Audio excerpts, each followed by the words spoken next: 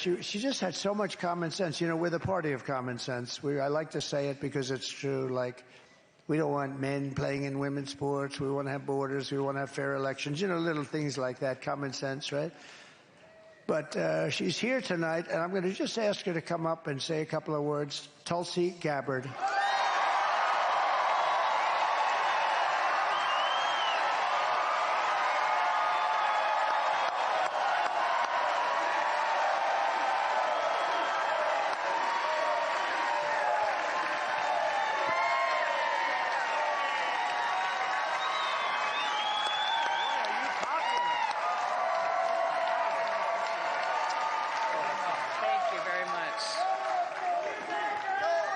Aloha. You know, I was a Democrat for over 20 years. Today's Democrat, thank you. Today's Democrat Party is completely unrecognizable, which points to the clear choice that we have in this election today. When you look at the party of Kamala Harris, for example, she is anti-freedom, she is pro-censorship, she is pro-open borders, and she is pro-war. Without even pretending to care about peace, as President Trump talked about, she has shamelessly embraced the endorsement and support of warmongers like Dick Cheney and Liz Cheney and others who care more about power and feeding the military-industrial complex than they care about you, the American people, and peace. President Trump has pledged to end wars, not start them. And this is why, in the eyes of the Kamala Harris-Dick Cheney Democrat Party, they will do everything possible to try to destroy him. You'll see how they have weaponized the federal government. They have weaponized law enforcement, the Department of Justice. They have done everything possible to try to silence him, to try to remove him from the ballot, so we the people don't even have the choice to who we want to vote for. Why have they done this? Because this man has the courage to take them on and root out the deep rot of corruption in the swamp in Washington.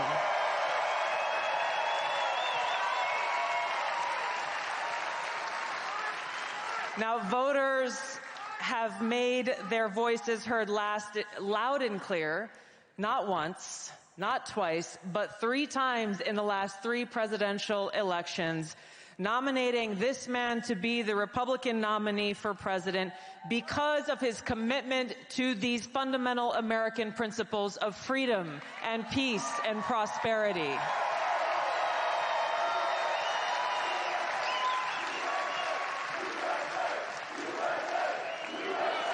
USA.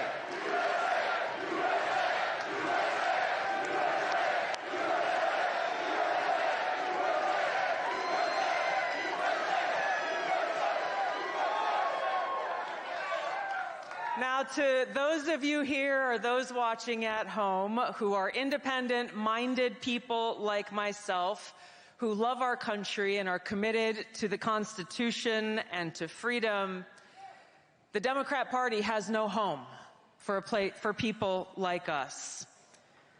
But we do have a home in the Republican Party where we are welcomed with open arms by President Trump and so many of you who love our country.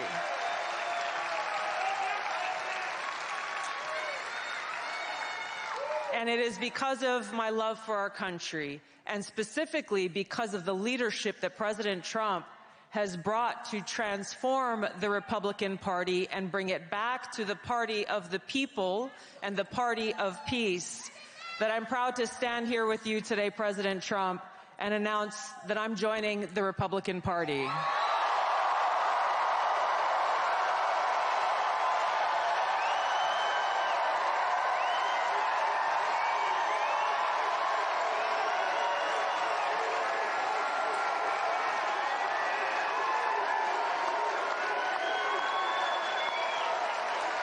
I'm joining the party of the people, the party of equality, the party that was founded to fight against and end slavery in this country. It is the party of common sense, and the party that is led by a president who has the courage and strength to fight for peace.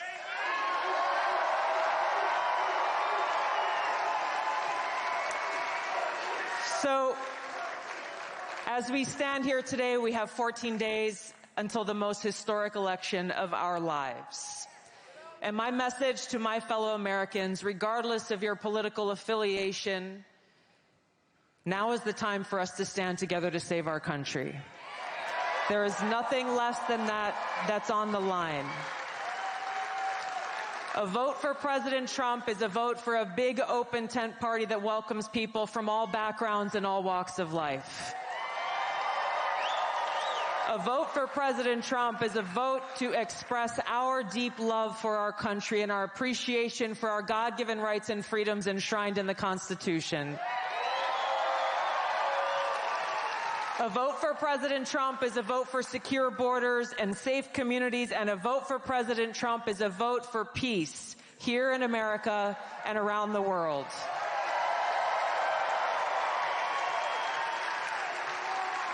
I'm looking forward to casting my vote for President Trump because you are our best and only hope in this election to lead our country toward a future where every one of us can live in a truly free, peaceful, and prosperous nation.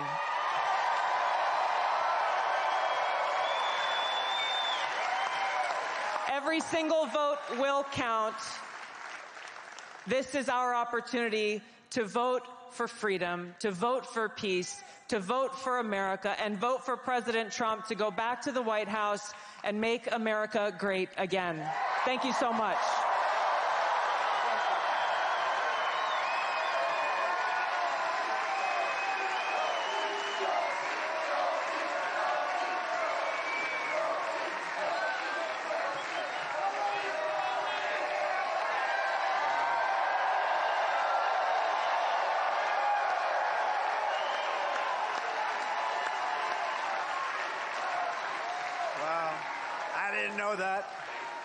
I didn't know that.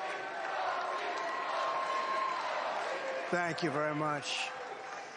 Tulsi, that's great. But what's even more dangerous than this threat of being canceled is the federal government wielding its power and might to punish those who dare to question or disagree with them and their policies. I'll give you one example. If you go on dhs.gov, you'll find Biden's Department of Homeland Security summarizes the 3 factors that led them to declare that we are in a heightened state of a domestic terrorism threat. The first of those 3 factors is, quote, the proliferation of false or misleading narratives which sow discord or undermine public trust in U.S. government institutions. I want to read that again because it's important. The proliferation of false or misleading narratives which sow discord or undermine public trust in U.S. government institutions. Number 1 factor. If you replace the word U.S. government with the word church, we can see how those in power see themselves as the high priests in a secular theocracy. This explains why they see those who disagree with them as heretics. And so it's not surprising that those who reject their leadership or views, these are the people who are targeted by Biden's Attorney General as domestic terrorists, simply for holding anti-authority views. Basically, what they're telling us is you are an enemy of the state if you dare to oppose or even question the president, his administration, or his policies. Shut up, step back, fall in line, or we're coming after you. This isn't some theory. This is reality. And this is a reality we're seeing play out in Canada as we speak. You have the autocratic leader in Canada who's resorted to genuinely authoritarian and tyrannical means to suppress a peaceful mass protest against the power elite there. Everything that we see happening up north, everything from the execution of emergency powers to the freezing of bank accounts, the seizure of children from parents, the destruction of livelihoods and small businesses, all of these things could happen here. So the question I ask myself in confronting all this is, what are they so afraid of? Who are they afraid of? You know the answer, it's simple. They're afraid of us. They're afraid of a free people. They're afraid of a free society. Now, I've got to believe that Thomas Jefferson was thinking about these cowardly, fearful leaders when he said they prefer the calm of despotism to the boisterous sea of liberty. They're afraid of the freedom that empowers each and every one of us to seek the truth, to speak freely, to question their decisions and their authority. They're afraid of losing power, knowing full well the intent of our founders when they wrote in the Declaration of Independence that governments are instituted among men, deriving their just powers from the consent of the governed, and that whenever any form of government becomes destructive of these ends, it's the right of the people to alter or abolish it and institute a new government. A government of the people, by the people, and for the people.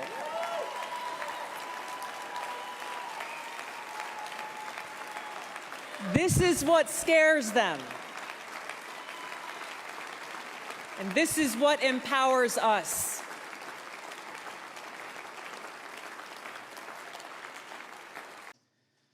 The threat big tech monopolies pose to our democracy is real and serious. I've had personal experience with this. After the first Democratic primary presidential debate in 2019, I was the most searched candidate of the night. Unfortunately, and suddenly, my Google Ads account was mysteriously suspended without any notice or explanation. There were no responses to our multiple attempts to resolve whatever problem could have caused this. But after some time passed, magically, my account was reinstated, again with no explanation or apology. But their actions limited my ability to connect with voters who were actively seeking more information about my candidacy and why I was offering to serve them as President and Commander-in-Chief. This has not only happened to me, it's happened to other candidates running for various offices. Joe Kent, running for Congress in Washington State, is one I know personally of. This happens all the time, with these big tech monopolies interfering in our democracy by manipulating search results based on whatever it is that they want the American people to know about a particular candidate or issue that should be concerning to any one of us and all of us. Now, recently, we've learned that with the release of the Twitter files detailed by Matt Taibbi and others, high-level former FBI and CIA and other government officials were behind Hamilton 68 and their list of 644 social media accounts supposedly linked to, quote, Russian influence activities online. Now, Hamilton 68's work was widely cited as fact by institutions like Harvard and Stanford, by mainstream news organizations across the board, by members of the House of Representatives and Senate from both political parties, including the head of the Intelligence Committee. The problem is, it was false. Twitter themselves determined that the vast majority of counts that Hamilton 68 targeted on this list of 644 were, quote, neither strongly Russian nor strongly bots, end of quote. They were mostly anti-establishment American voices from across the political spectrum. I was one of them. Former Secretary of State Hillary Clinton accused me, a sitting member of Congress, a soldier, and a candidate running for president, of being, quote, groomed by the Russians. Her baseless smear worked as intended. It was something that was repeated over and over, headline after headline, article after article, pushed online in every way. This had the harmful impact that was intended. I could give you many examples of interactions that I've had with people throughout that campaign and still today. But I remember one in particular that had an impact. Just weeks after this statement was made, I was in South Carolina at a campaign event when an elderly woman came up to me, and I could tell that she was very disturbed. She came up and she put her hands on my shoulders and she looked into my eyes, her eyes welling up, hands shaking, and she said, "Look me in the eyes. I need to know if you are working for Putin." She was serious. I couldn't believe it. I looked her straight back in the eyes and expressed to her from my heart how much I love this country so much that I'm willing to die for it. More recently, U.S. Senator Mitt Romney accused me of treason, a crime that is punishable by death under our laws. I challenged him to back this serious allegation up with evidence. What was this based on? There was no response, no explanation, no evidence, and certainly no apology. Now, these accusations are often shrugged off as, well, hey, it's politics. People say things about each other all the time.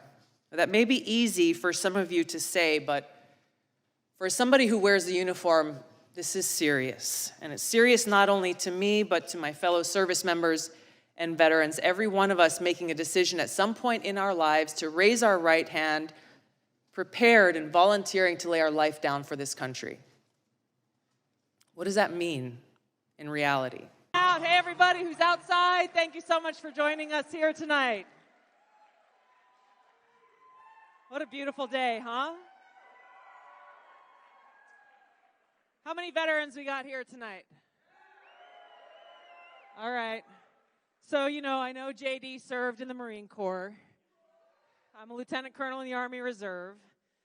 So I just got to say what has to be said. The Army-Navy game's coming up. I got to say, go Army, beat Navy. All right. We'll get that one out of the way before he comes out. I know we're all here for the same reason, and I just want to thank you all so much, both for those of you who have served, but those of you who are gathered here with us tonight because we all love our country.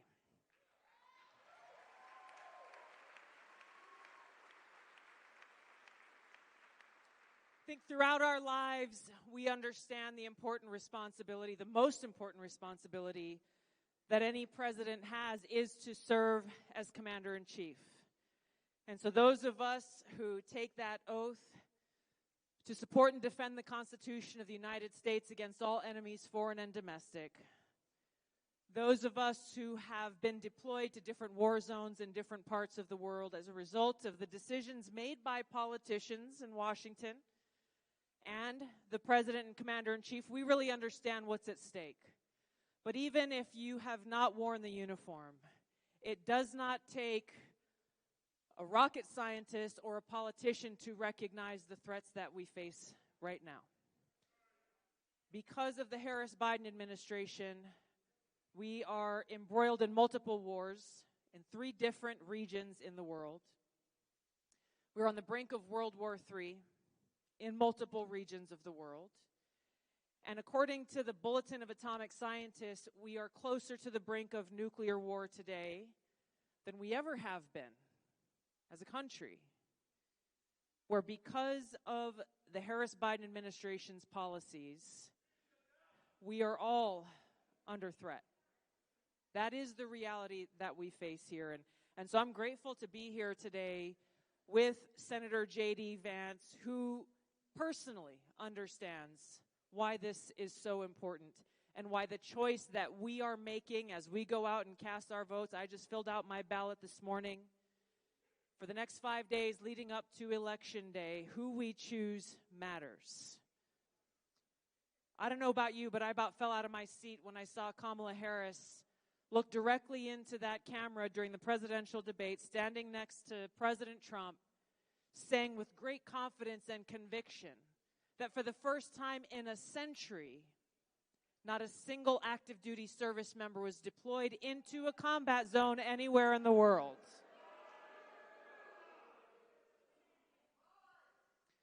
So she is either telling us a bold-faced lie because according to her, she's in the Situation Room with Joe Biden. She is the last person in the room before he makes any major decision on domestic or foreign policy. Oh my God is right. Or she just has no clue that there are tens of thousands of our brothers and sisters in uniform, some of who I know personally, who as we gather here tonight in Bedford are deployed into harm's way, putting their lives on the line because of the decisions and failures of this administration. This is personal. This is personal for those of us who've served and those of us who love our country and who cherish peace and freedom. We cannot allow someone who is either lying to us or who has no idea and so little care for those who are laying their lives down for our country to get anywhere near the Oval Office.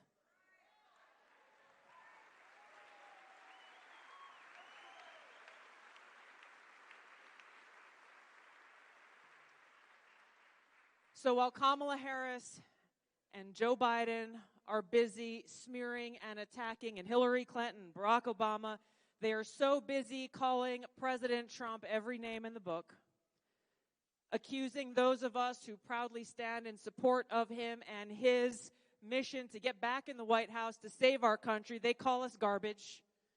They call us deplorables. They call us neo-Nazis, but we are on a no-fail mission, which is why we're here tonight.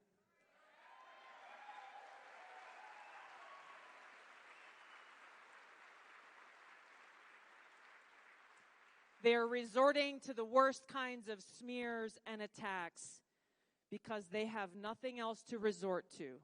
They have a record of failure over the last 4 years in the White House. And when you look at the facts, take away the noise, you take away the rhetoric, when you look at the facts, you have 4 years of failure on every metric under Kamala Harris and Joe Biden, and under President Trump's 4 years in office on the very same metrics we have 4 years of success. And that's what we need in the White House right now is President Trump and J.D. Vance to go and fix what Kamala Harris has broken. So without further ado, let's welcome your next Vice President of the United States, Senator J.D. Vance. Aloha. That's what I'm talking about. Thanks so much, Larry, and thanks, Matt and Mercy, and just thanks all of you for your kind and warm welcome. You are making me feel right at home.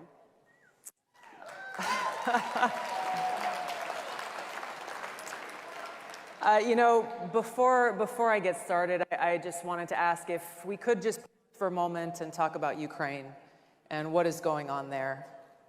I had never been to Eastern Europe until I actually went on my R&R leave for my first deployment in Iraq.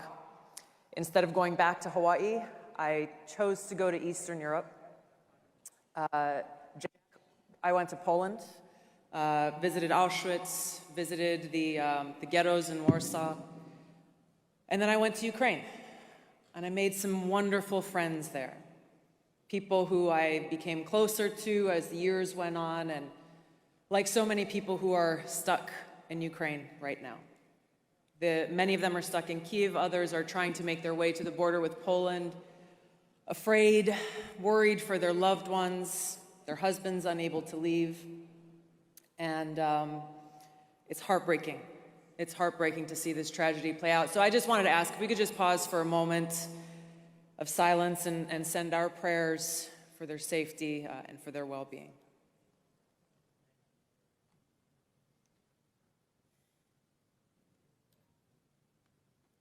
Thank you. I gotta say, when Matt and I first spoke on the phone about my coming here, we both had a similar reaction to each other, saying, yeah, there's gonna probably be some strong thoughts that people were gonna share with both of us when they find out that I'm coming here, and we both kind of I imagined you were nodding, Matt. I was nodding, but we're like, you know what? Bring it on. And they brought it on. So it wouldn't surprise you to know that on social media and Twitter, the blue check marks started lighting up, and I kind of started to see, coming from the so-called progressives, the usual things coming out saying, Tulsi Gabbard is going to CPAC. She's a traitor. Hillary was right. Get her out of here. And then I started to see the things coming up from so-called conservatives, mostly directed at Matt, saying, how dare you? Don't you know she's a Democrat? Cancel her, disinvite her, lock the doors, don't let her in.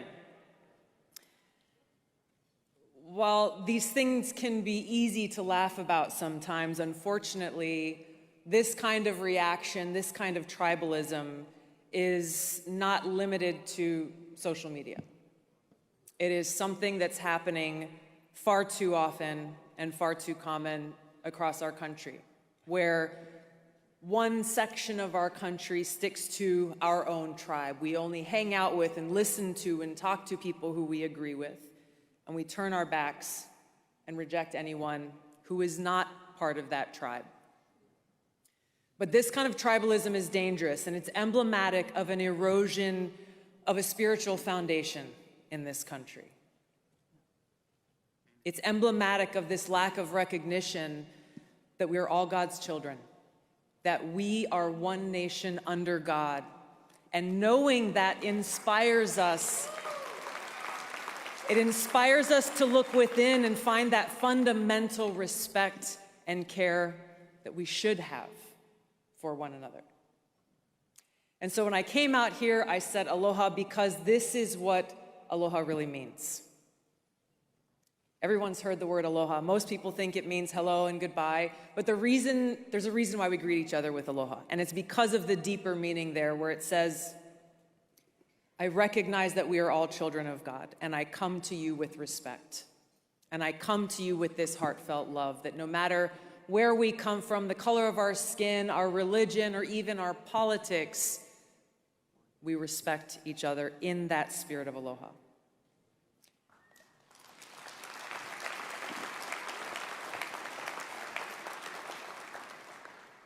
This spirit of aloha is actually what is at the heart of our Declaration of Independence. It is what is the foundation of our Constitution. When we say we hold these truths to be self-evident, that all men are created equal, that they are endowed by their Creator with certain unalienable rights, that among these are life, liberty, and the pursuit of happiness.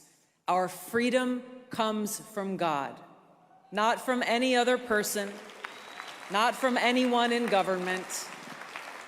Our freedom comes from God, and to recognize others as children of God is to appreciate that we belong to God and no one else. So naturally, therefore, no one has the right to take away that intrinsic freedom which God has given us. This is the foundation of the social construct of the United States of America. This is what is at the foundation of our Constitution. And we heard a lot from Glenn tonight about the First Amendment, about free speech, about the Bill of Rights. And our First Amendment, as you well know, says Congress shall make no law respecting an establishment of religion or prohibiting the free exercise thereof or abridging the freedom of speech or of the press, or the right of the people peaceably to assemble and to petition the government for redress of grievances. This foundation of freedom is what makes us who we are as Americans. This foundation of freedom, for me, is deeply ingrained in who I am, both as a soldier and as an American. That oath that I took to support and defend the Constitution of the United States of America against all enemies, foreign and domestic, is one that is seared into my heart.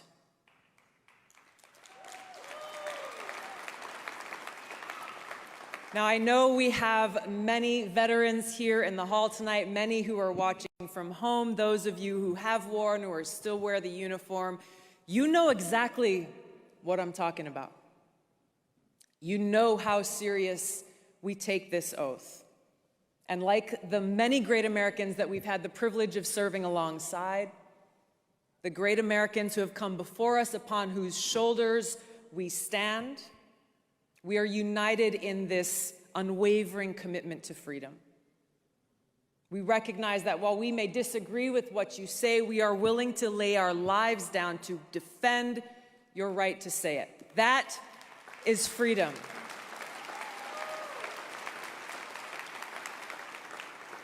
And that's the core of who we are as a nation. It is what makes our country that shining city on the hill. So as long as we're committed to this foundation of freedom that's enshrined in our Constitution, our Bill of Rights, we can recognize our differences and work together based on that common ground. Coming from that common foundation of freedom, we can overcome the great obstacles and challenges that we face.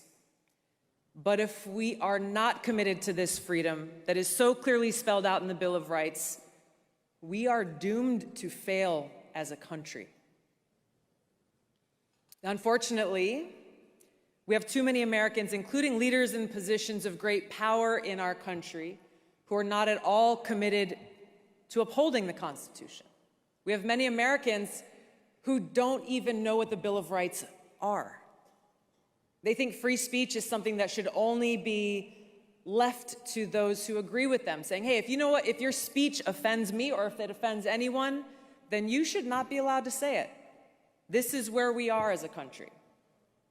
We have too many people in positions of power whose foremost responsibility is to protect our freedoms and uphold our God-given rights, and yet they are the ones who are actually trying to take these rights away from us. This is the biggest threat to our country. It is not coming from some foreign country. It is coming from power elite here at home and their co-conspirators in the mainstream media and the security state who are working to undermine our freedoms from within.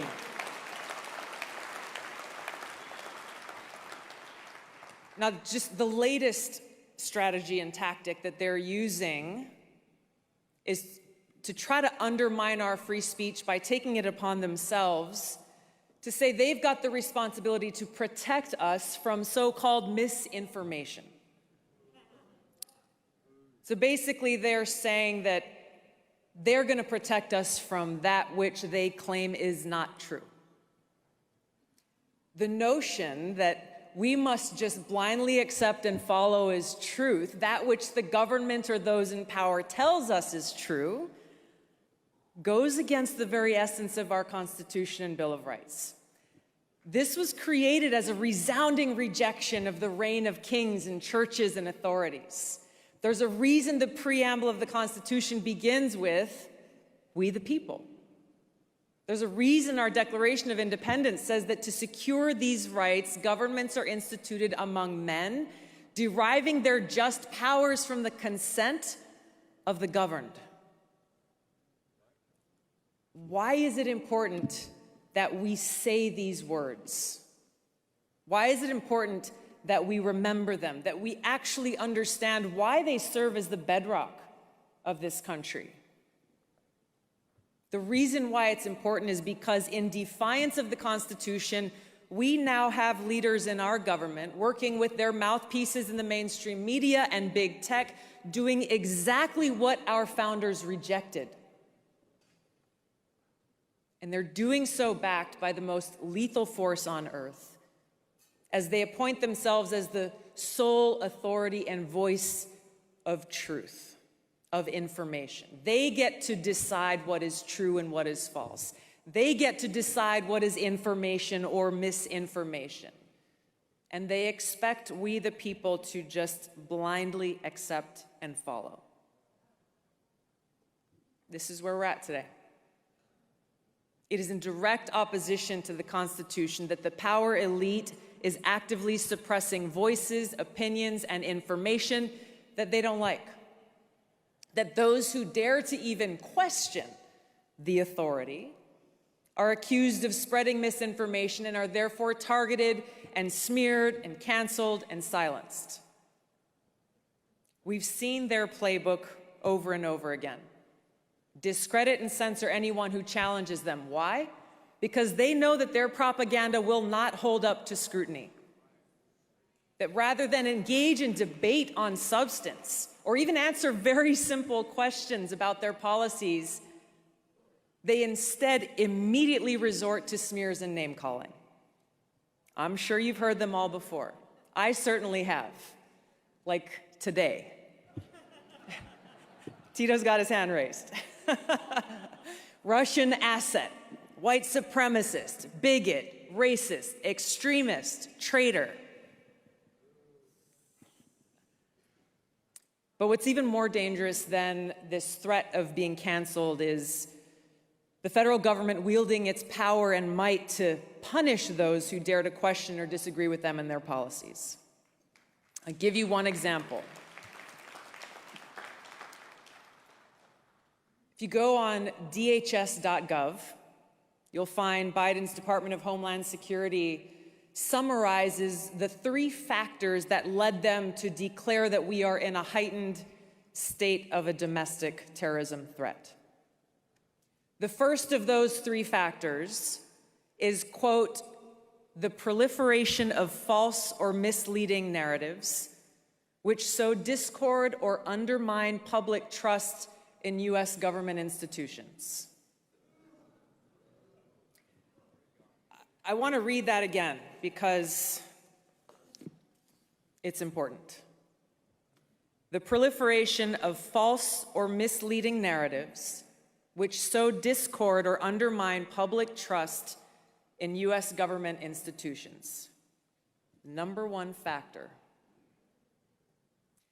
If you replace the word U.S. government with the word church, we can see how those in power see themselves as the high priests in a secular theocracy. This explains why they see those who disagree with them as heretics. And so it's not surprising that those who reject their leadership or views, these are the people who are targeted by Biden's Attorney General as domestic terrorists, simply for holding anti-authority views. Basically, what they're telling us is you are an enemy of the state if you dare to oppose or even question the president, his administration, or his policies. Shut up, step back, fall in line, or we're coming after you. This isn't some theory. This is reality. And this is a reality we're seeing play out in Canada as we speak. You have the autocratic leader in Canada who's resorted to genuinely authoritarian and tyrannical means to suppress a peaceful mass protest against the power elite there. Everything that we see happening up north, everything from the execution of emergency powers to the freezing of bank accounts, the seizure of children from parents, the destruction of livelihoods and small businesses, all of these things could happen here. So the question I ask myself in confronting all this is, what are they so afraid of? Who are they afraid of? You know the answer. It's simple. They're afraid of us. They're afraid of a free people. They're afraid of a free society. I've got to believe that Thomas Jefferson was thinking about these cowardly, fearful leaders when he said they prefer the calm of despotism to the boisterous sea of liberty. They're afraid of the freedom that empowers each and every one of us to seek the truth, to speak freely, to question their decisions and their authority. They're afraid of losing power, knowing full well the intent of our founders when they wrote in the Declaration of Independence that governments are instituted among men, deriving their just powers from the consent of the governed, and that whenever any form of government becomes destructive of these ends, It's the right of the people to alter or abolish it and institute a new government. A government of the people, by the people, and for the people.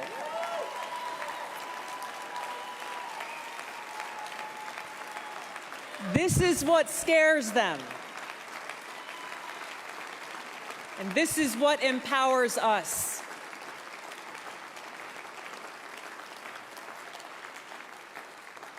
So I want to ask you, join me in pausing for a second as we step into an alternate universe, one where our leaders actually took their oath of office to the Constitution seriously, one where they really cared about us and our security and our freedom.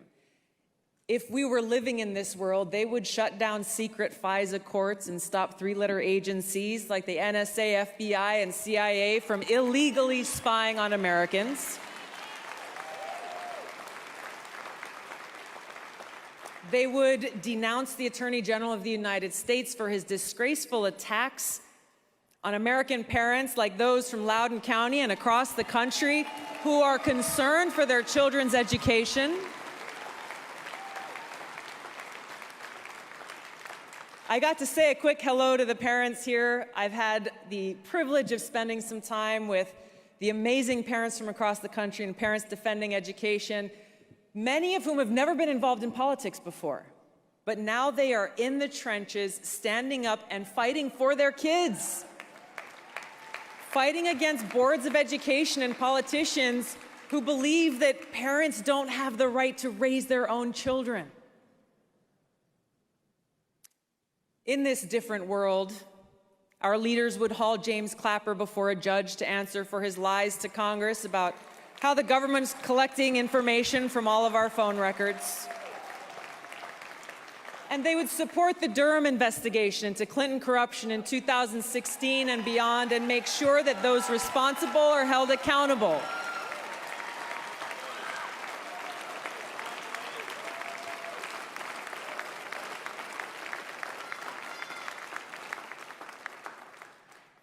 But this isn't the world we live in. They're not going to do this. Instead, they're doubling down and they're cracking down. This power elite operation to crush freedom of speech is the enemy attack from within, and it threatens the very core of our democratic republic. It's a complete betrayal of the vision that our founders had for this country, and it is a direct attack on the mission laid out in the Declaration of Independence, where instead of a government ordained to secure these rights, we now face a government determined to take them away. This is not hyperbole. Think about the impact of this from a practical perspective. How can we vote, let's say, to choose a president when we do not have the freedom to actively participate in the marketplace of ideas?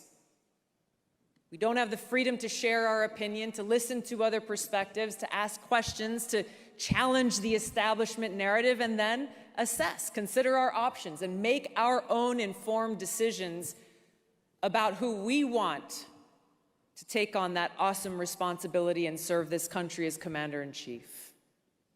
We can't do this as long as we live in a society that's filled with intimidation and fear of being targeted, of being canceled, being intimidated into self-censoring just because we don't want to lose our jobs so that we can provide for our families. And this is the point. What makes it even worse is they're saying they're doing it for us. They're saying that they want to protect us people from being exposed to misinformation, which really reveals how they actually feel about us, how little they respect the American people. That what they're saying is, you know what, you're too stupid to think for yourself, to discern for yourself, to make your own decisions, so big government knows better for you than you do for yourself. This is authoritarianism. Yeah, I agree. This is authoritarianism. It is not freedom. It is not a democratic republic. And by rejecting our Bill of Rights, they have rejected our Constitution and therefore are the greatest threat to our republic. And therein lies the hypocrisy of the Biden-Clinton neocon, neo-lib establishment foreign policy of misusing our military men and women by sending them out to be the policemen of the world, overthrowing dictators we don't like while turning a blind eye to the ones that we do, all in the name of spreading democracy and defeating autocracy. But they're hypocrites. They proclaim that we must go to war to spread democracy and freedom while they actively work to undermine our democratic republic and our freedoms right here at home. And they use crises, emergencies, times of war, whether it's a Cold War or a hot war, to embolden the security state and infringe on our liberties and rights. We saw it with the Patriot Act. We saw it with COVID. We're seeing it happening now in the name of democracy as, again, our government works with big tech to censor misinformation about what's going on with Russia's war with Ukraine. Once our rights are taken away, the government does not willingly give them back. So what do? Each of us in our own way and together must take a stand to protect our freedoms and rights, make our voices heard, hold our leaders accountable, force our leaders in Washington to take their oaths to uphold the Constitution to heart and take action, pass legislation that restores and protects our freedoms and liberties. I tell you, I served in Congress for 8 years. Right now, there are too many Democrats and Republicans, some who you might have heard from this week, who talk a good game about civil liberties, but when it comes time to cast that vote on things like getting rid of secret FISA courts and protecting our Fourth Amendment rights to privacy, they vote on the side of the power elite and against liberty.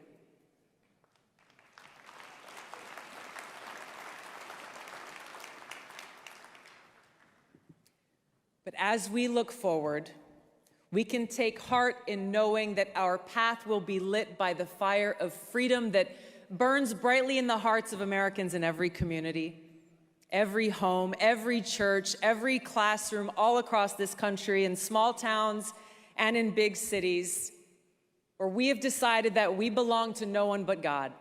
We are not subjects or slaves of those who govern. And by God's grace, we are free. And we will fight to remain free. Thank you so much for having me here today. May God bless you. May God bless America. Aloha. Those will be entered, and we'll get those from you, Senator Johnson. We now turn to our former colleague, the former Democrat member from the great state of Hawaii, Congressman Gabbard. Thank you very much, Chairman Jordan, Ranking Member Plaskett, and members. Aloha. Thank you for the opportunity to be here to speak with you today. Benjamin Franklin said, "Without freedom of thought, there can be no such thing as wisdom and no such thing as public liberty without freedom of speech." I love our country and I cherish our God-given freedoms that are enshrined in the Constitution. Like every one of you, I took an oath, both as a soldier and as a member of Congress, to support and defend the Constitution of the United States against all enemies, foreign and domestic. Now, I've had the privilege of serving alongside many of you in Congress for 8 years, representing the people of Hawaii's 2nd Congressional District, serving on the Armed Services and Foreign Affairs Committees.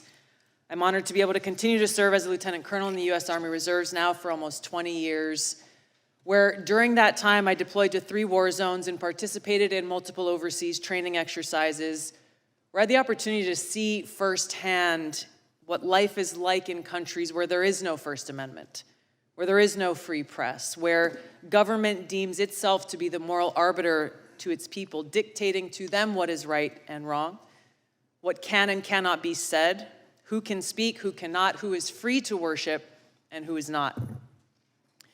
Now, our founders understood the importance of enshrining our God-given freedoms in the Constitution and Bill of Rights to ensure that no matter which party or person may be in power at any given time, our founding documents serve as a reminder of these freedoms that are guaranteed to every American. Thomas Paine said, "He that would make his own liberty secure must guard even his enemy from opposition. For if he violates this duty, he establishes a precedent that will reach to himself." We cannot be so short-sighted as to thinking silencing speech that we don't like today will not result in our own voices being silenced tomorrow. The work that you've all been charged with in this committee affects all Americans, and it is too important to allow it to fall victim to partisan politics. No matter how deep your differences, we must all agree to stand on the side of liberty. Unfortunately, right now we live in a country where many Americans are afraid to speak freely, afraid to express themselves, afraid to actually have real open dialogue and debate, afraid of losing their job, being canceled, or being accused of a crime, which could happen if recently introduced legislation criminalizing so-called hate speech is passed into law, speech that, no matter how abhorrent, is still protected under the First Amendment. Now, this fear and this culture of fear and self-censorship is not unfounded. We have individuals in our government often working through their arms in the mainstream media and big tech, doing exactly what our founders rejected, trying to control what we, the people, are allowed to see and say under the guise of protecting us from so-called misinformation or disinformation. Now, of course, they appoint themselves as the sole authority and voice of truth, of information, backed by the most lethal force on earth with the power to target anyone they deem a threat. They alone are the ones, self-designated, who get to decide what is true and what is false, what is information and what is misinformation or disinformation. They say they're doing this for us, that they're doing this for our own good, to protect the people. But in reality, the truth is they think that we're too stupid to think for ourselves, too stupid to discern for ourselves and to draw our own conclusions. Now, the idea that we must just blindly accept whatever the government or those in power tell us is true goes against the very essence of our Constitution and Bill of Rights, which were created as a resounding rejection of the reign of kings, churches, and authorities. They tell us we must blindly trust them or face the consequences, even though our government has a long history of lying to us, the American people. Just to cite a few examples, we were lied to about the weapons of mass destruction in Iraq, which spurred the war that I and so many others served in and so many others sacrificed their lives in. They lied for almost 2 decades, claiming success in Afghanistan, when in fact we saw failure after failure after failure, coming at a great cost to this country. We saw lies about Vietnam that were revealed in the release of the Pentagon Papers. We saw lies about our own government illegally surveilling Americans. These are just a few examples. There are many more. Ranking Member Plaskett talked in her opening comments about how individuals in the FBI also throughout our country's history have abused their power, weaponizing those agencies to advance their own political interests. This is not and cannot be reduced to a partisan fight. The stakes are too high. We all must recognize our own responsibility to stand against such abuses. But as we sit here today, the danger is that if we choose to reject or challenge whatever those in power declare is the so-called truth, we are accused of being anti-authority. We are accused of being a danger to society, accused of spreading misinformation, and are then targeted, smeared, and called things like Russian asset, white supremacist, bigot, racist, sexist, extremist, traitor, and so on. More dangerous than any baseless smear, our own government institutions, which exist to serve the people, they are being weaponized against us. The Department of Homeland Security declared a heightened domestic terrorism threat due to 3 factors, the first of which is, quote, the proliferation of false or misleading narratives which sow discord or undermine public trust in U.S. government institutions, end of quote. They are the ones who get to decide what those false or misleading narratives are. Former CIA Director John Brennan said in 2021 that, quote, members of the Biden team are now moving in laser-like fashion to try to uncover as much as they can about what looks very similar to insurgency movements that we've seen overseas. an unholy alliance frequently of religious extremists, authoritarians, fascists, bigots, racists, nativists, and even libertarians, end of quote. Attorney General Garland charged his newly created domestic terrorism unit with targeting those who hold, quote, anti-authority views. That included parents who dared to protest at Board of Education meetings, concerned and standing up for the right for themselves to have a say in their children's education. A draft copy of the Department of Homeland Security Quadrennial Homeland Security Review outlined their intent to target, quote unquote, inaccurate information on a whole host of topics, to include the origins of COVID, vaccines, the U.S. withdrawal from Afghanistan, and U.S. support to Ukraine. Their misinformation, disinformation, and malinformation team exists to, quote, counter all types of disinformation. Once again, they get to determine what this disinformation is. Meta CEO Mark Zuckerberg revealed on the Joe Rogan Experience podcast recently that Facebook limited the exposure of the New York Post Hunter Biden laptop story just weeks ahead of the 2020 election, only after talking with the FBI. Twitter took similar action, but they recently apologized for doing so, recognizing that their decision was wrong. The cozy relationship between White House officials, the Department of Homeland Security, the FBI, and big tech is now well documented and results in private companies not restricted by the First Amendment doing the dirty censorship work of those in government who are not legally allowed to do so themselves. The threat big tech monopolies pose to our democracy is real and serious. I've had personal experience with this. After the first Democratic primary presidential debate in 2019, I was the most searched candidate of the night. Unfortunately, and suddenly, my Google Ads account was mysteriously suspended without any notice or explanation. There were no responses to our multiple attempts to resolve whatever problem could have caused this. But after some time passed, magically, my account was reinstated, again with no explanation or apology. But their actions limited my ability to connect with voters who were actively seeking more information about my candidacy and why I was offering to serve them as President and Commander-in-Chief. This has not only happened to me, it's happened to other candidates running for various offices. Joe Kent, running for Congress in Washington State, is one I know personally of. This happens all the time, with these big tech monopolies interfering in our democracy by manipulating search results based on whatever it is that they want the American people to know about a particular candidate or issue that should be concerning to any one of us and all of us. Now, recently, we've learned that with the release of the Twitter files detailed by Matt Taibbi and others, high-level former FBI and CIA and other government officials were behind Hamilton 68 and their list of 644 social media accounts supposedly linked to, quote, Russian influence activities online. Now, Hamilton 68's work was widely cited as fact by institutions like Harvard and Stanford, by mainstream news organizations across the board, by members of the House of Representatives and Senate from both political parties, including the head of the Intelligence Committee. The problem is, it was false. Twitter themselves determined that the vast majority of counts that Hamilton 68 targeted on this list of 644 were, quote, neither strongly Russian nor strongly bots, end of quote. They were mostly anti-establishment American voices from across the political spectrum. I was one of them.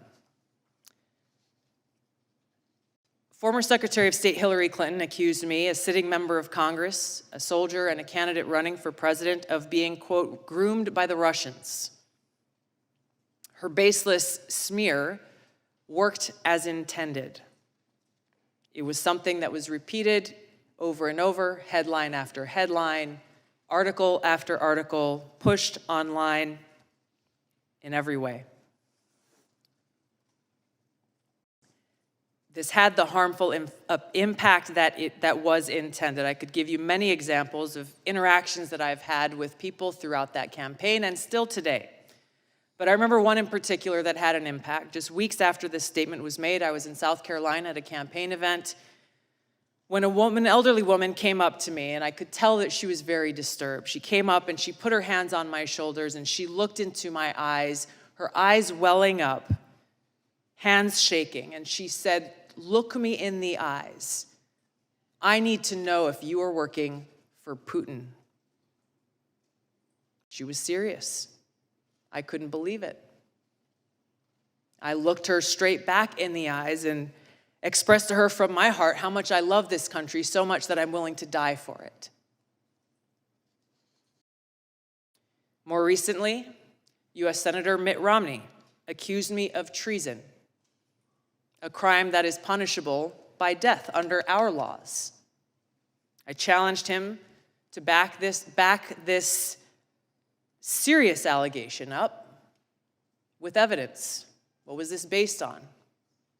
There was no response, no explanation, no evidence, and certainly no apology.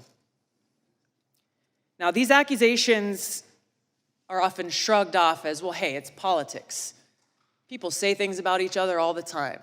That may be easy for some of you to say, but for somebody who wears the uniform, this is serious. And it's serious not only to me, but to my fellow service members and veterans, every one of us making a decision at some point in our lives to raise our right hand, prepared and volunteering to lay our life down for this country.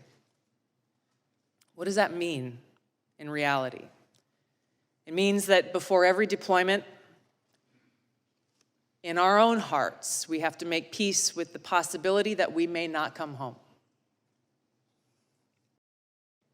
It means writing letters to our loved ones, trying to find the words to express our love and gratitude, knowing that that may be our final goodbye.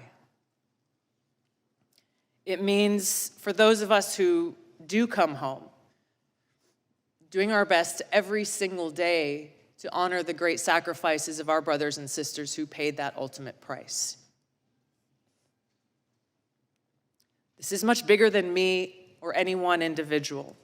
When those who dare to challenge the establishment are targeted by this powerful conglomerate of government, corporate media, and big tech, weaponizing all that they have against the people for their own selfish gain, it has a dangerous chilling effect on free speech, and it sends a very powerful message.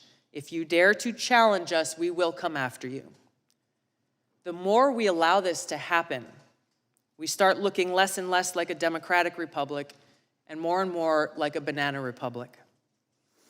Instead of a government ordained to secure these rights, we are now increasingly facing a government determined to take those rights away.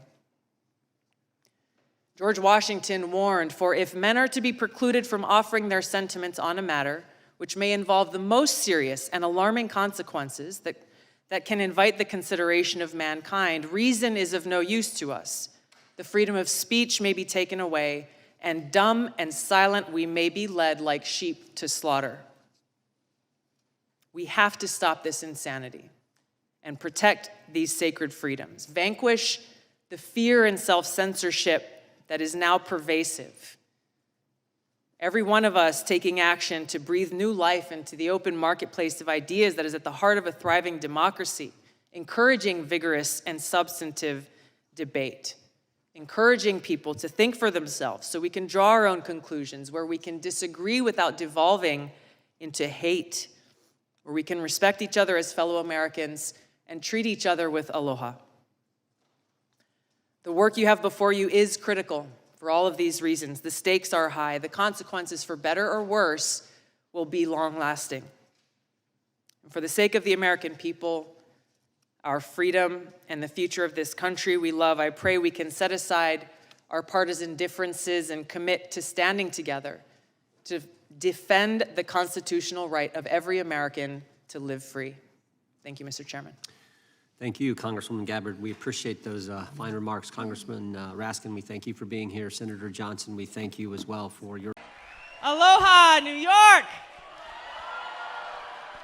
You look beautiful tonight. Thank you so much for coming out. I love you back. Aloha. You guys make me feel right at home. Thank you so much. We got just a couple of days left here before a very, very important election. I'm so tired and jet lag. There's no place else I'd rather be than here with you tonight.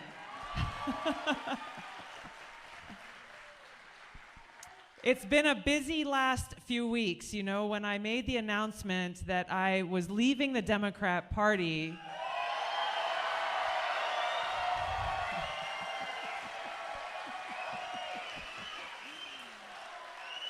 I gotta be honest with you. I talked to my husband, I was like, I don't know if anybody's gonna care.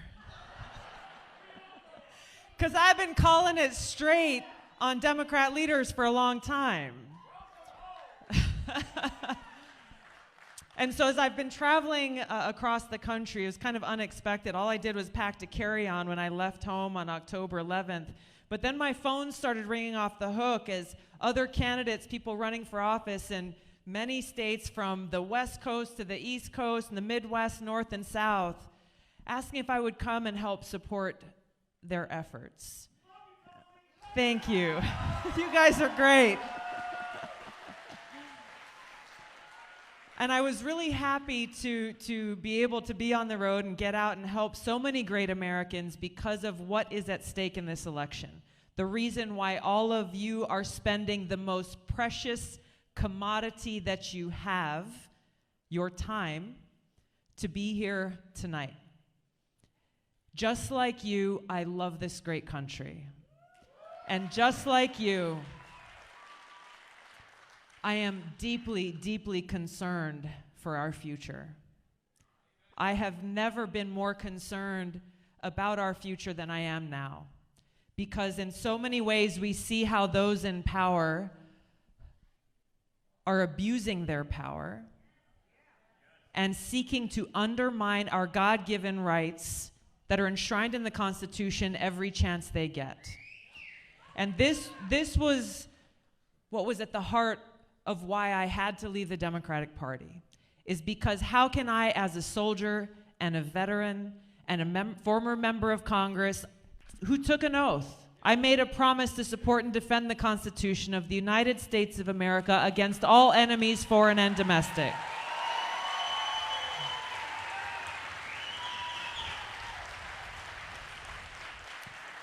And unlike too many politicians in Washington, that actually means something to me. Those words are seared in my heart, and it's a promise that I will carry with me for the rest of my life. It's why even as I hold no office right now, I have no position or title in society, I am doing my very best to fight for our freedoms because they are under attack by people from within this country.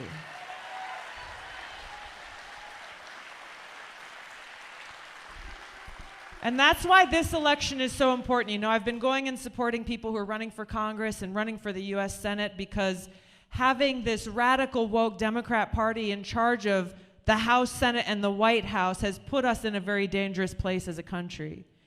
But the decision that you have before you now here in a few days and who you choose to lead you as your governor matters greatly for the challenges that you're facing here all across New York, but it matters to the country. Because as we've seen over the last couple of years, who are the people who are in a position to be a check on the mandates that are coming from the federal government to the state? It's the governor. It's the governor. And we've seen how different decisions that governors have made across the country have impacted people right here at home. You've seen here in New York how you've had a governor who's been a rubber stamp on whatever the CDC says, whatever the Biden administration says, whatever Fauci says, rather than doing her job and upholding the Constitution, protecting your individual rights and freedoms, and saying no to the federal government, back off. It takes courage. It takes courage, and we need courageous leaders right now. Because we have people in charge of the federal government who are willing to abuse their power and leverage whatever they need to in order to force their agenda, their radical agenda, on us. And one of the dirtiest tricks they play is they tell governors, if you don't do what we say, we're not going to give you money. Your money. Your money. Exactly. You should have it back. And when you have weak people in charge, I won't even call them leaders because they're not leaders. When you have weak people in charge who cower in fear at the federal government, who suffers? Not Kathy Hochul, the people. We, the people. That's what's at stake in this election. I have been so concerned over the last 2 years. In some ways it's gone by quickly, but in other ways it's gone by slowly, because over that short period of time we've seen a destruction of our individual rights in so many ways, and we've seen threats to our kids in schools, to education, to parental rights, to our freedom of speech, where this administration is working with big tech to silence and censor any one of us who dares to dissent. We see how they implement policies like the Ministry of Truth, or as they call it, the Disinformation Governance Board, a fancy title that basically says, hey, you know what? We in the federal government know what's best for you better than you do. We think you are too stupid to think for yourselves, and so we're going to tell you what is true and what is not. We're going to tell you what is information versus disinformation. We're going to tell you what you're allowed to see or hear or say. That is what they did. How is this the United States of America? This is what is so dangerous, is not only do they not believe in freedom, they hate it. They say speech is violence, and they get to say what speech is allowed. Not no more, because we will not allow them to continue this way.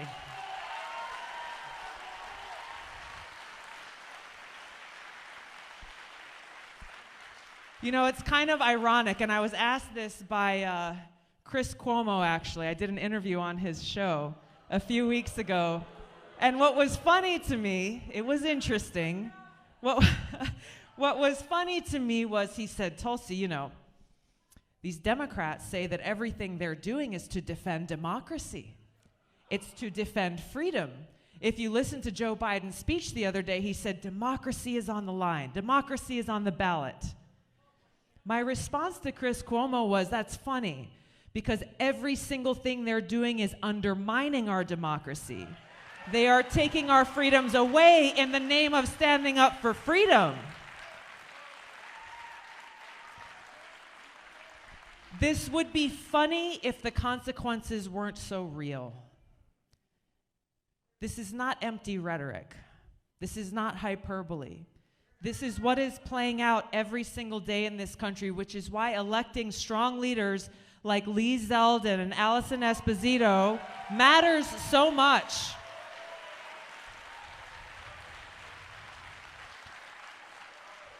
Our founders had such a beautiful vision for the potential of this great country. They understood the danger of a tyrannical government. They understood the potential for abuse of power by any one person, which is why, as they crafted that powerful document, the Constitution, the Bill of Rights, the Declaration of Independence, they did so very intentionally to ensure there were checks and balances so that we could protect ourselves, we the people could protect ourselves from a tyrannical government. The federal government has overstepped its boundaries, seeking to control and impact every part of our lives.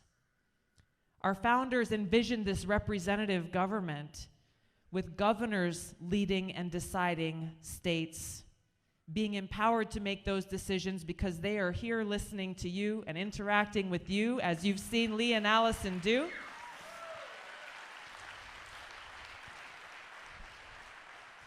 With the federal government's powers being limited to that of the Constitution. We have 2 years left of this administration. I know. Where's that time travel when we need it? We have 2 years left, so what do? Our founders said, we the people. We the people. It is within our power, and I challenge you to remember that it is actually our responsibility. It's our responsibility not only for ourselves and our loved ones, but if we care about the kind of future we're going to leave behind for our kids, you can't stay home.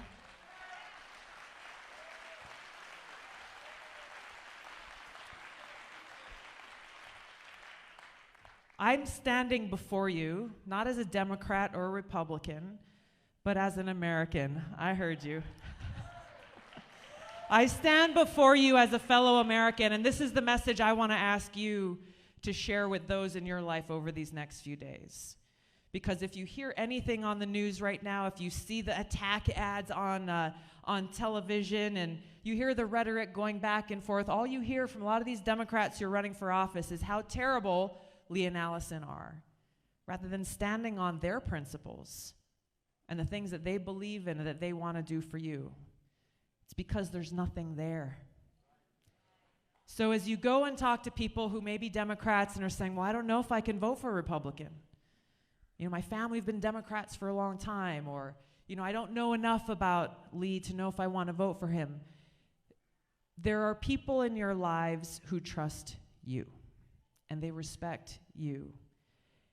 You and only you can help influence and inform them about the right choice for New York and the right choice for this country. Don't underestimate the power that you have in your hands. So as you look at who you're friends with on Facebook, or who's in your cell phone, or maybe people you haven't talked to for a long time, people from work or church or whatever, take that time over these next few days. I know early voting ends at the end of the day tomorrow. You've got Tuesday. Take that time to really think about who you can have a heart-to-heart conversation with. Because every single vote counts. And if we want to have this free and bright future for generations to come, we are the only ones who can make that happen. Yes, we hold our leaders accountable. What happens on election day is really just the first round. The real work begins after that, and I can tell you Lee and Allison are going to need you every step of the way to bring about the kind of change that you need to see here in New York.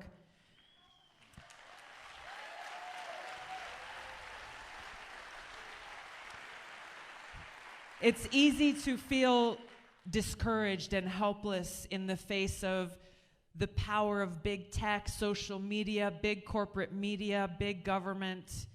But we need to always remember, and this is where I find hope, is in every single one of you. Their power is only as great as we allow it to be. The power really lies in our hands.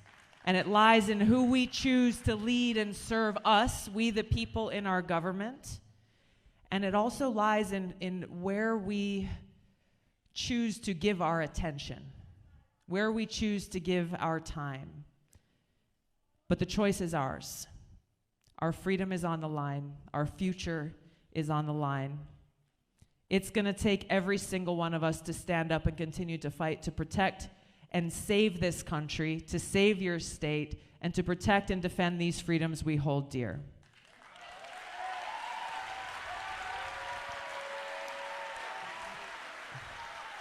Thank you guys so much for coming out tonight. Let's go and work hard every single day until Election Day so that we can elect Allison and Lee. Is Lee here? He's running off. They've got an early event tomorrow morning. Come out here, Allison. Let's send some real leaders there to the Capitol. Isn't she awesome?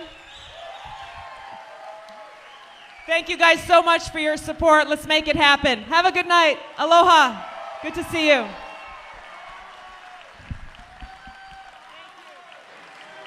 Hey.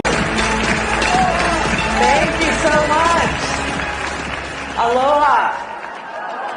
It's wonderful to see you all here again at such a critical time.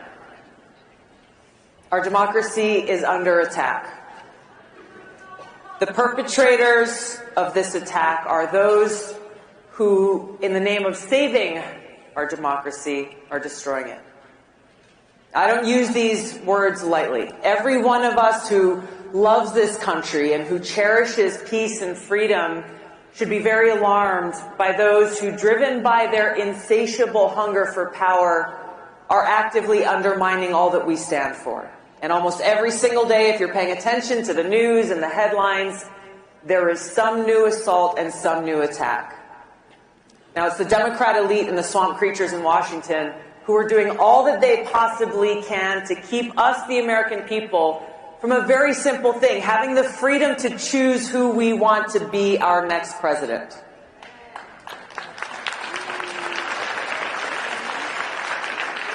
And it is clear through their actions they have no respect for us, and they have no respect for our fundamental rights as citizens of this democratic republic.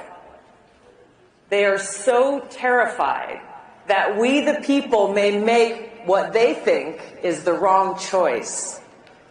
That in the name of protecting democracy and saving us from ourselves, they're actually destroying our democracy and taking away our freedom. Now, we look throughout history and we can see many examples of evildoers who find some justification, who believe that they are doing the right thing. And so today we see the Democrat elite say with great concern in their voice that if the American people elect Donald Trump again, they warn us he will destroy our democracy. They say he will be the dictator-in-chief, that if he's elected, it will be the last election this country sees. It's laughable. It is so crazy, it's laughable.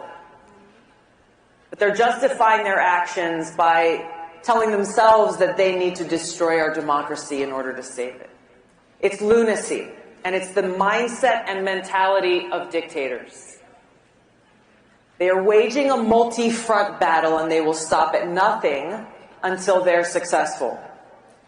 I'm going to go through a few of the many examples. We've seen how Colorado, Maine, 32 states have taken some action or another themselves in an unprecedented way to try to remove the leading Republican candidate for president, Donald J. Trump, from the presidential ballots. In defiance of the Constitution, these people are single-handedly deciding that somehow they alone have the authority to take away our right as citizens to decide who we want to be our president. We see in Congress, a progressive congressman, Ro Khanna from California, someone who I've known for years. He is so desperate to take Trump off the ballot that he's demanding that the chairman of the Federal Reserve, a position that's supposed to be nonpartisan and apolitical, take action and intervene to stop the former president from getting reelected.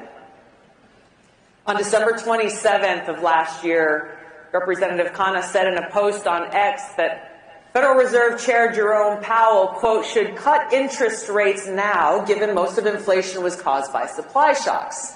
If he doesn't, he may be the person most responsible for the return of Trump.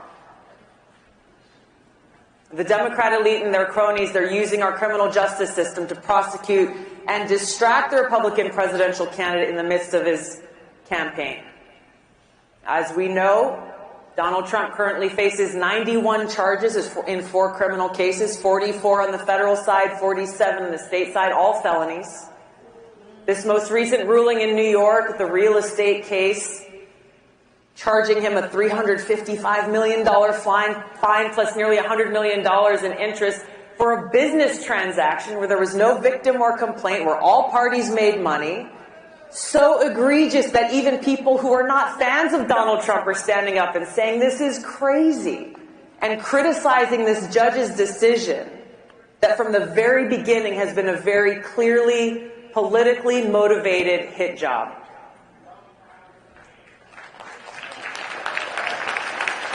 This is the truth. They're hoping and doing all that they can convict Donald Trump of some crime, any crime, to try to undermine his support and therefore prevent what they fear most, a second Trump presidency. And there's a reason why they're so afraid of him, because he poses a threat to this establishment where they draw their power from.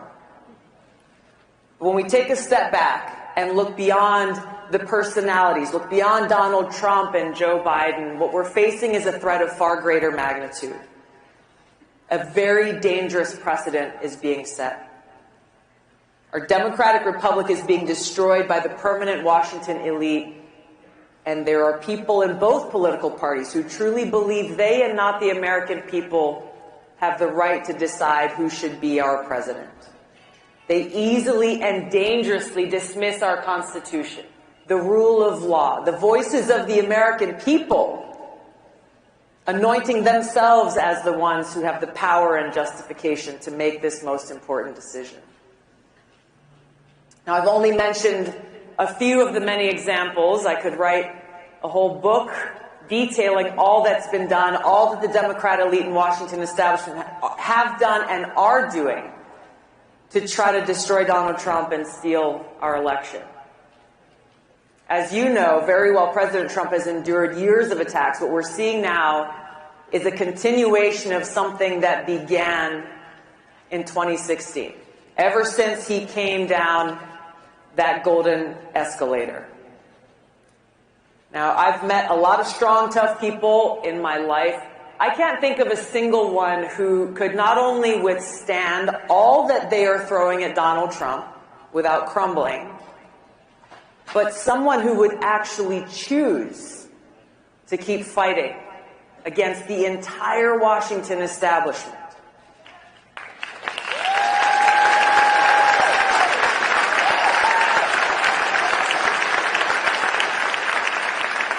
I've known Joe Biden for a long time. I used to consider him a friend. Do you think he could handle this pressure? I don't think so. I think even a fraction of this pressure and stress and attacks that Trump has endured would cause him to crumble. Now, if you listen to what Nikki Haley has been saying, she claims that President Trump only cares about himself and that he's doing all that he's doing only for himself. If that were the case, wouldn't he just walk away from all this? Walk away from the headaches and the attacks and the stress that he's enduring right now? So why doesn't he? I've had the chance to meet with him and speak with him at length, and I've seen firsthand his heartfelt interactions with friends of mine, veterans, and I've seen how he has touched their hearts and moved them to tears as he expressed his appreciation for their service and their sacrifice. No cameras, no crowds, just that heartfelt conveyance of appreciation.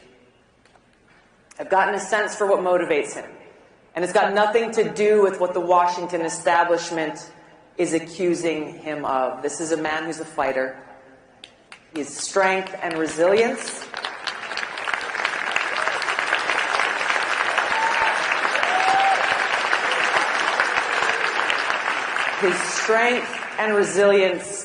can only come from one place.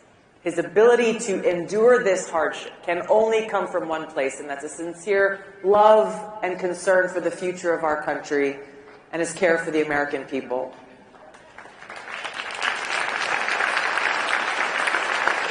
But we've got a lot of work to do ahead of us. Now is the time for us to act motivated by our love of country.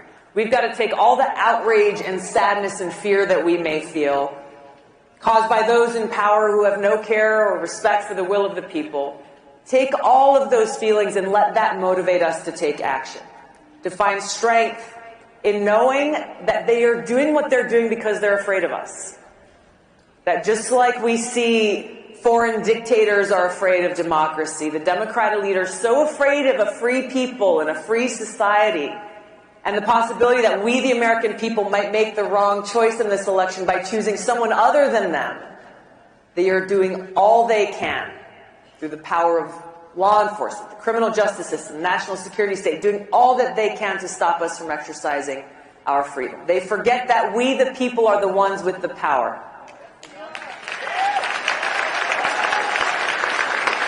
But we have to use that power. We cannot allow them to get away with this. Our democracy is under attack, and it's up to us to save it. We have to hold those responsible accountable at the ballot box. We have to send this strong message to leaders in both parties that those who abuse their power and undermine our democracy and our freedom will not be tolerated.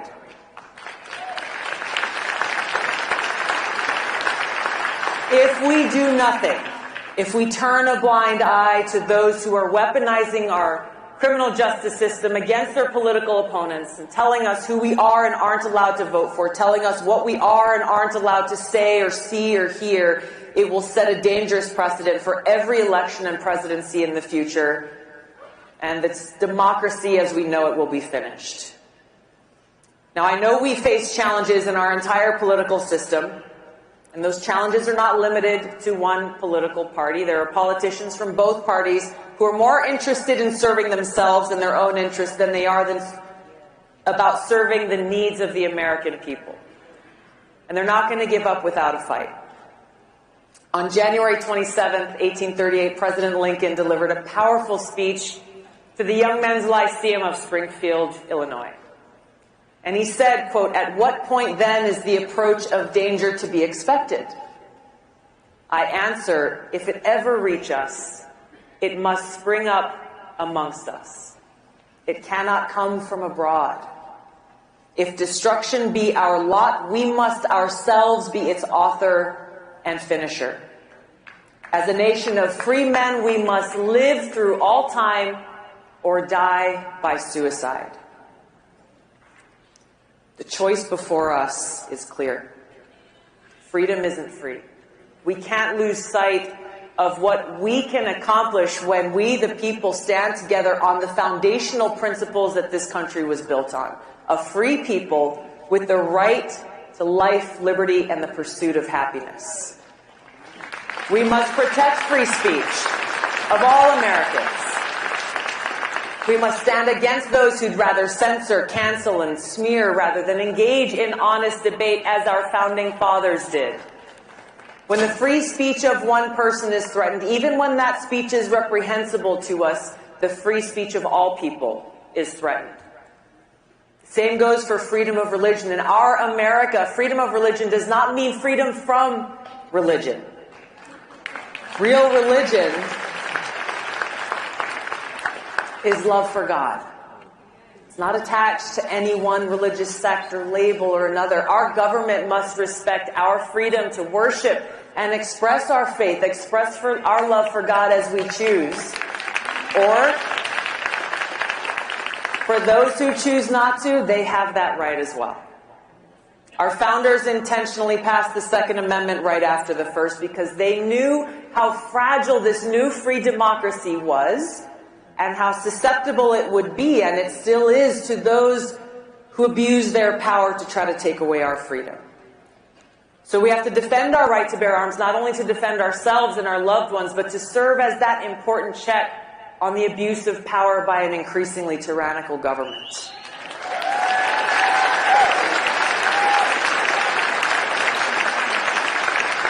We must stop the bipartisan warmongers of Washington who constantly beat their war drums, who have pushed us to the precipice of World War III and a nuclear catastrophe.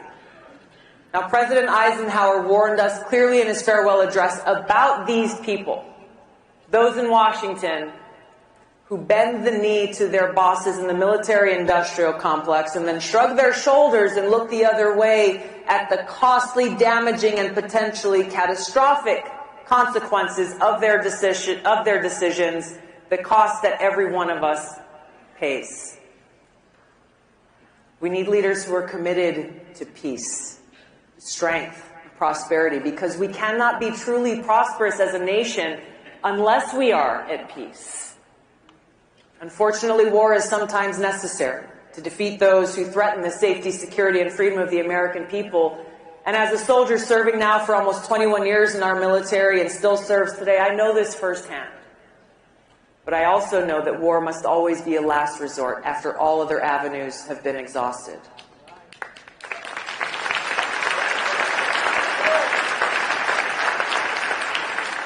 We need leaders who are committed to upholding the rule of law, who are committed to keeping our communities safe and securing our borders.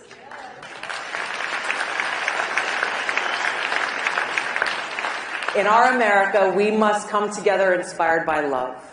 Love for God, love for others, love for our country. Because we live in the greatest country in the world. It's filled with potential for us to stand together and build a brighter future in a more perfect union where every American can live free, in peace, and with opportunity for prosperity. To make this future a reality, we must not only come together in spaces like this with our brothers and sisters who agree with us, we also have to reach out to those who we may not agree with on every issue, but who love this country as we do and who are just as frustrated with those abusing their power as we are. Whether they're Democrat, Republican, Independent, or Libertarian, we must stand together as fellow Americans who cherish peace and freedom, cherishing our commitment to save our country and defend our republic. Those in power in America today are leading this great nation toward the suicide Abraham Lincoln warned of. If we do not act now, we will look back at this very moment with regret, but we won't be able to say that we had no warning. By God's grace, we are free and we will remain free. God bless you all. God bless America. Let's go and save our country. Thank you so much.